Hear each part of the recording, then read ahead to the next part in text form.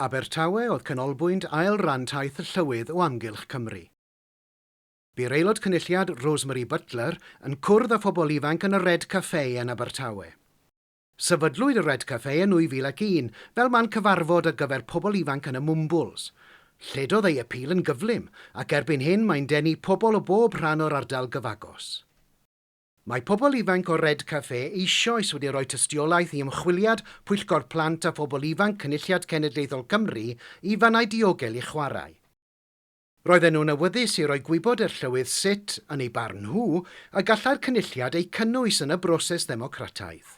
I think it's really important that young people get involved with politics because young people are as important as anybody else, and it's important they get their views across to people like Rosemary so that she can give our voice to the Assembly so that we're not silent. I thought meeting the presiding officer today was good because it shows that they really want to talk to us and see our points.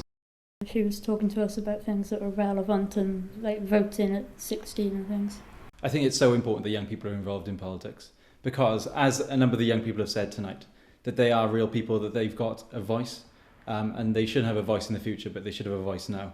And decisions being made now are going to affect the whole of their lives. Roedd hi'n amlwg bod sylwadau'r bobl ifanc wedi gwneud argraff dda ar y Llywydd. They don't just come and play ping pong or have coffee. They actually select issues, put what they want to talk about in a box, and they pull out that suggestion and then they discuss it. They do a lot of fair trade, which is really wonderful. And they talk about social issues, self-harming, trying to help other young people. They do a lot of work for charity. So it's really quite an impressive setup here. My reason of being here is to try and persuade them that they should get involved in democratic issues, look at what's happening in civil society and hopefully one day become Assembly members, councillors, members of Parliament. Cynulliad Cenedlaethol Cymru yw'r corff sy'n cael ei ethol yn ddemocrataidd i gynrychioli buddiannau Cymru a'i phobl, i ddeddfu ar gyfer Cymru ac i ddwyn Llywodraeth Cymru i gyfrif.